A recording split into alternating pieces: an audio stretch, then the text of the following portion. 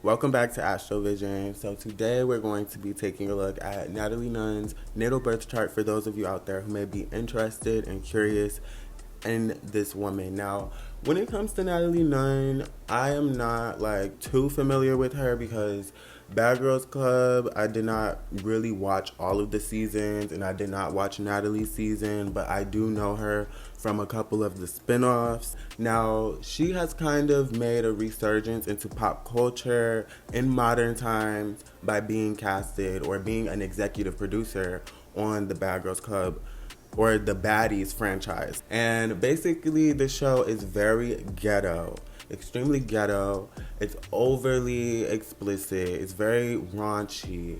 The girls are super glammed up, but it doesn't matter because they're ripping each other's wigs off like every other episode. They're putting a knot on each other's forehead like every other episode. So I don't get why they waste their time getting all glammed up and dolled up just to go wrestle around in the mud like pigs.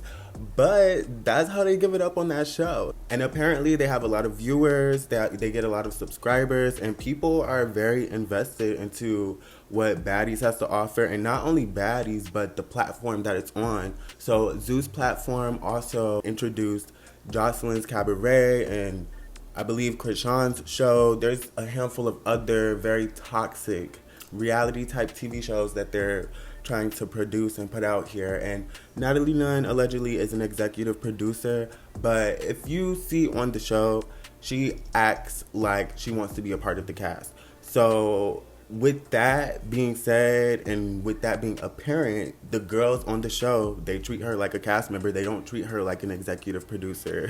And it's very embarrassing and it's kind of hard to watch. Now, I'm not a subscriber, but I do see a couple of the clips that be, resurfacing online because again, it's a popular show. So they definitely will have their little trendy moments that will make it to your timeline. But again, I'm not too invested, so I don't really know what be going on, but I do know about one episode that was very bad, okay, on this platform that involved a cast member, and I'm not gonna even go too far into that, but if you watch that show, definitely comment down below your thoughts and opinions on that. And what I'm talking about is that situation dealing with the girl Smiley, I believe. When it comes to all of those women, their character and who they are as a person is questionable. Their integrity, all of that is questionable. For them to immediately resort to believing that this girl is lying, and I don't care. In a moment like that, in a crisis moment like that, that should never be your first thought. You know what I'm saying? Never. So God forbid these women have any children that are in a crisis moment surrounded by a group of individuals who share the same mindsets that they do and share the same characteristics that they do. That's really what I want to touch on, but we're going to jump into her chart because yeah, Natalie Nunn is a crazy ass woman, and I just feel like she is interesting, okay? She's very interesting, so we're going to talk about her. Okay, just for starters, Natalie is from Concord, California. I don't know what bureau or what city that is, but I'm pretty sure it's close to LA because she is notorious, or her little punchline from Bad Girls Club was, I run LA. I run LA. I run LA. I run LA. That was her little catchphrase, if you watched the show from the beginning, the original Bad Girls Club. But she was born on December 28th of 1984, which does make her a Capricorn. Her sun actually sits in the 8th house, and something you will notice about people who have their sun sitting in the 8th house is that you'll have a love or hate relationship for this type of person. At first, they may come off jealous, they may come off mysterious, they could have a very provocative aura to who they are and how they project themselves. And usually how these people go about gaining their respect in the public with their friends and stuff like that, it can be more so on the darker side. So these people will go around punching people to get respect. They'll go around bullying others. They'll go around saying the most distasteful things that you could ever say to get a round of applause from that lower vibrational crowd who's going to cheer them on. So with Natalie Nunn having this Capricorn energy and her having a Capricorn sun, but with it sitting in the 8th house, that fully explains her character and her personality. Now, her sun is sextiling Mars, and she does have her Mars in Pisces. So this is what makes Natalie Nunn more so on the secretive side when it comes to her anger. So she definitely could be the type of person who is less likely to just explode, but she could explode, you know, if pushed to a certain limit or a certain button is pushed, then she for sure could explode, and she could have like a fight or flight response because her Mars is in Pisces.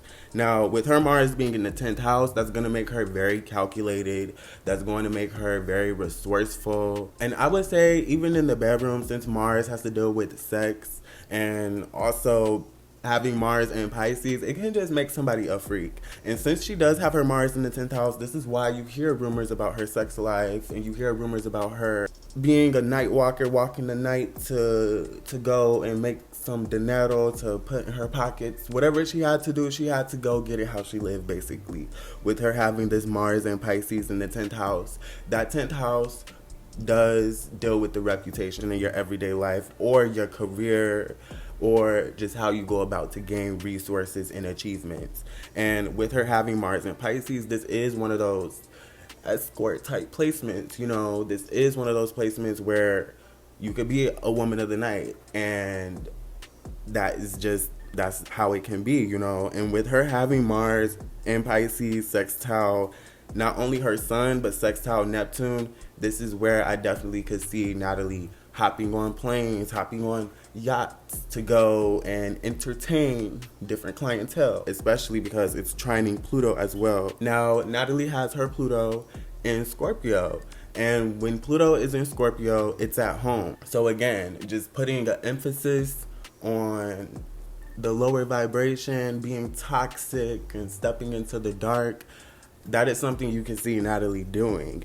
And she has her Pluto in the 6th house, so I wouldn't doubt if she is the type of person who has did something strange for a piece of change. Someone who does have Mars in Pisces definitely can do something strange for a piece of change, you know. And since Natalie does have this rumor floating about with her allegedly having to do different type of favors and different type of arrangements with her boss for a position, this can manifest as such with her having Mars and Pisces sitting in that 10th house, you know.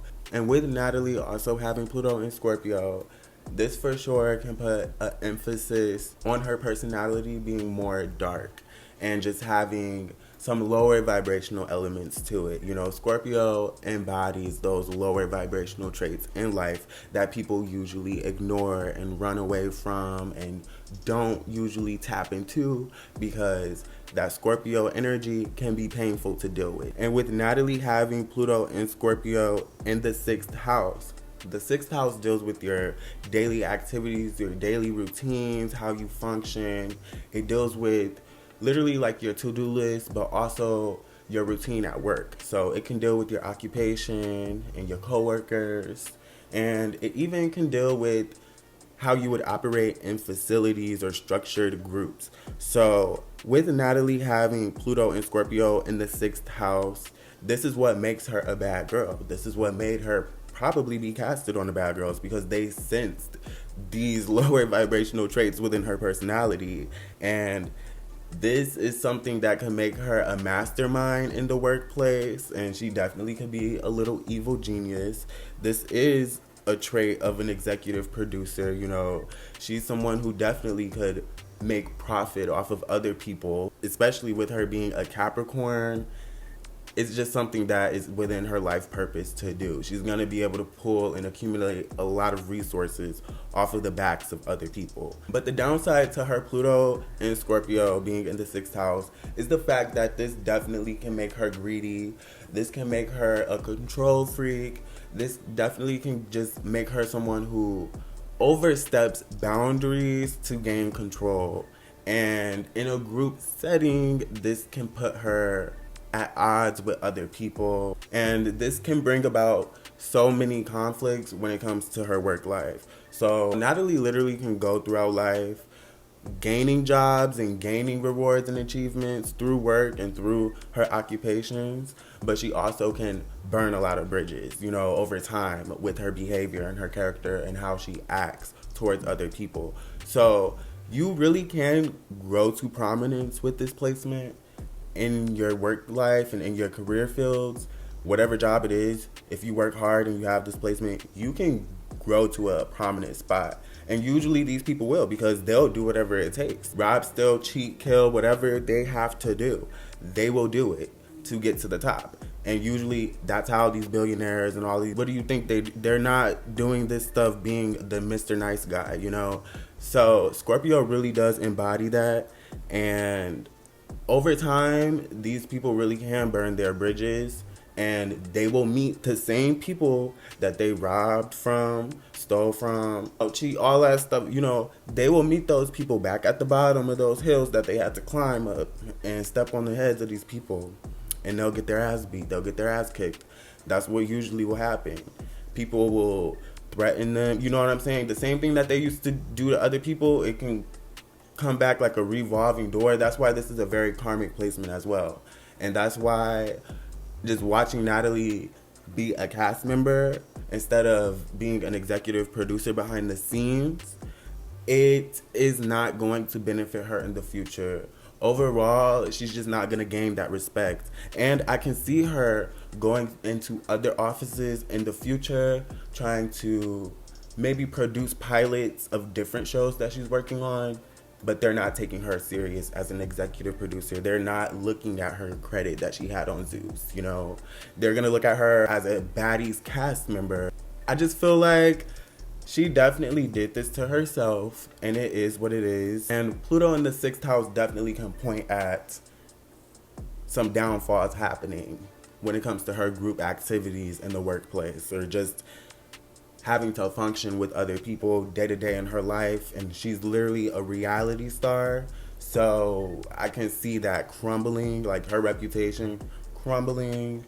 And it can be due to some dysfunctional habits, but it also can just be due to her own personality, you know. Over time, people can be turned off from that, and they'd want to look towards something new, fresh, and that's more likable, that's more attractive, you know, to deal with. And one thing that I do find interesting is the fact that Natalie does have her Lilith in Aquarius positioned in the 11th house. I meant to say Aries and Lilith in the 10th house, or Aries and Lilith in the 11th house. So this for sure can make Natalie be a leader. This for sure can give her that energy to want to stand out as well and be different from the crowd. So she definitely can be more hot-headed and hot-tempered and inclined to act off of her impulses.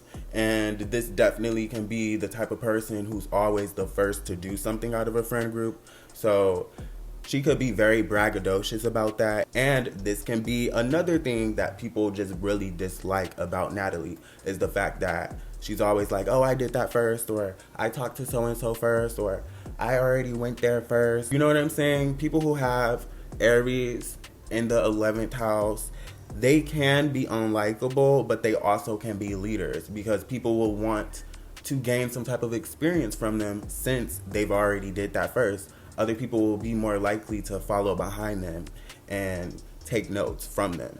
So having Lilith in Aries, this also is what makes her chin big. Forgot to tie that in. And let's talk about her ascendant too. I'm all over the place in this video, I apologize. With Natalie having a Gemini ascendant, this is what makes her have a long face, you know. A lot of Gemini ascendants, they can have long limbs, they can have long torsos. These people literally can be like very model-esque when it comes to their body frame, but when it comes to their face, I will say one of the standout features that Geminis can have is their eyes. And that's something you notice about Natalie Nunn, is that she has these exotic, hazily, whatever color eyes. And that can be attributed to her ascendant being in Gemini, but the ruler of her ascendant is in Sagittarius. So Sagittarius does deal with the multicultural. It deals with being foreign. It literally can produce somebody having an exotic and unique look. With her having this Gemini ascendant, this is definitely what can make her come off as a social butterfly and very friendly, and she can be the type of person who comes off like a friend to everyone.